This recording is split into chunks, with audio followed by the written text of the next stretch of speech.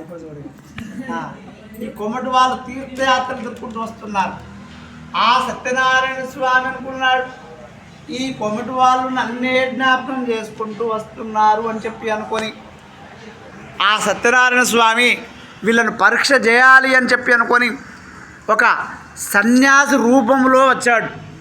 మరి సత్యనారాయణ స్వామి సన్యాసి రూపంలో వచ్చి మీ పడవ లోపల ఏమున్నాయి అని చెప్పి అన్నాడు.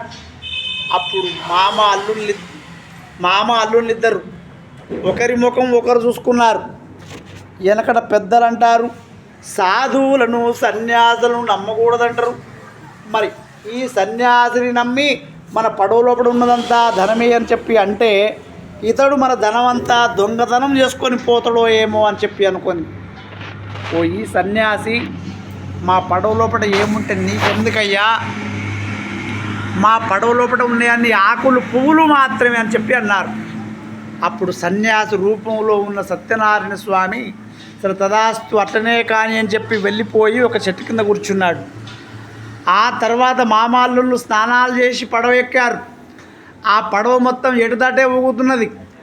అప్పుడు మామ అల్లుళ్ళు ఇద్దరు ఏమిటి అని ఒకరి మీద ఒకరి పడి ఏడ్చుకుంటున్నారు.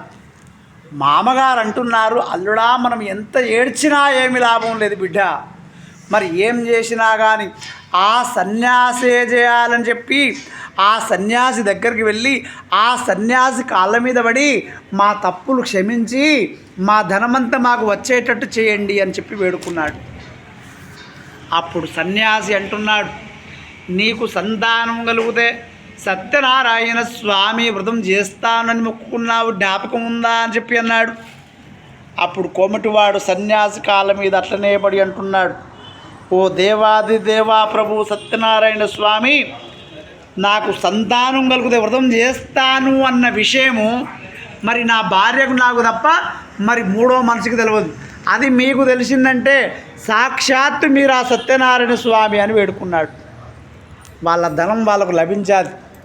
ఇంటికి కబురు పంపాడు, వస్తున్నాము అని.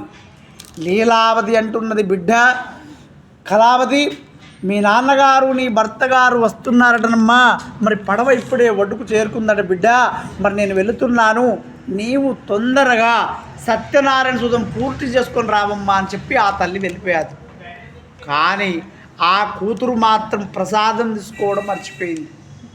అందులకు సత్యనారాయణ స్వామి కోపం వచ్చాది. ఆ సత్యనారాయణ స్వామి కోపం వచ్చి ఆ కళావతి భర్తను ధనముతో సగా పడవతో సగా అదే సముద్రంలో కూడా ముంచివేసింది. అక్కడ ఉన్నటువంటి వాళ్ళందరూ ఆశ్చర్యంతో చూస్తున్నారు. ఆ కళావతి తన తల్లిదండ్రుల మీద పడి ఏడుస్తూ అంటున్నది, ఓ అమ్మా, ఓ నాన్న, నా భర్త లేని బతుకు నాకెందుకు, మరి నేను కూడా ఇదే సముద్రంలో పడి చనిపోతాను అని చెప్పి ఆ సముద్రంలో దునుకుతుంటే ఆకాశములో నుండి కొన్ని మాటలు వినబడ్డాయి. అమ్మాయి కళావతి, నీవు సత్యనారాయణ సుతం పూర్తి చేశావు బిడ్డ, కానీ ప్రసాదం తీసుకోవడం మర్చిపోయాను, అందుకే ఇంత దరిద్రం అనుభవిస్తున్నావు. నీవు ఇంటికి వెళ్ళి ఆ ప్రసాదం తీసుకొని వస్తే అంతా శుభం అవుతుంది అని చెప్పి అనగానే ఆ కూతురు కళావతి పరుగున ఇంటికి వెళ్ళి ఆ భగవంతుడికి నమస్కారం చేసి ప్రసాదం తీసుకొని వచ్చాది. ఆ తర్వాత ఆమె భర్త తన కళ్ళ ముందే సముద్రం నుండి మీదికి లేచాడు. ఆ కొమటివాడు సంతోషంతో అక్కడనే వ్రతాన్ని చేసి అల్లుడి గారిని బిడ్డను భార్యను తీసుకొని ఇంటికి వచ్చాడు. అతడి వ్యాపారం మొత్తం అల్లుడికి అప్పచెప్పాడు. అతడు బతికినంత వరకు ప్రతి సంవత్సరం విడవకుండా సత్యనారాయణ వ్రతం చేసుకుంటున్నాడు. అంతిమమున మోక్షమును కూడా పొంది స్వర్గలోకం వెళ్ళిపోయాడు నాయన. ఇది శ్రీస్కాందరేవాకాండే శ్రీ సత్యనారాయణ స్వామి కథాయాం చతురోధ్యాయ సమాప్తగా.